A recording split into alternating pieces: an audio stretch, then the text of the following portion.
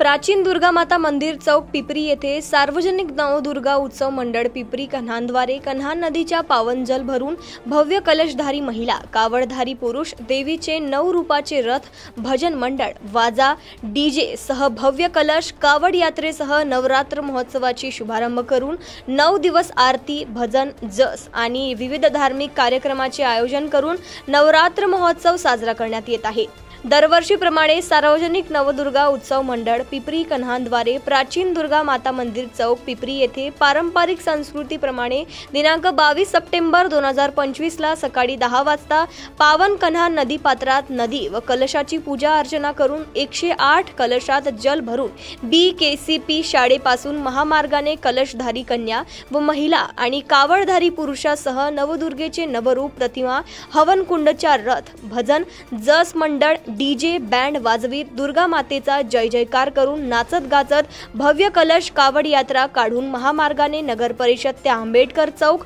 पुढे पिपरी मार्गाने दुर्गा माता मंदिरात पोहोचली। या भव्य कलश कावड यात्रेचे सामाजिक, राजकीय, शहरवासियांनी जागोजागी पूजा करून भाविकांना पाणी, केळी, फळ वितरण करीत भव्य स्वागत करण्यात आले।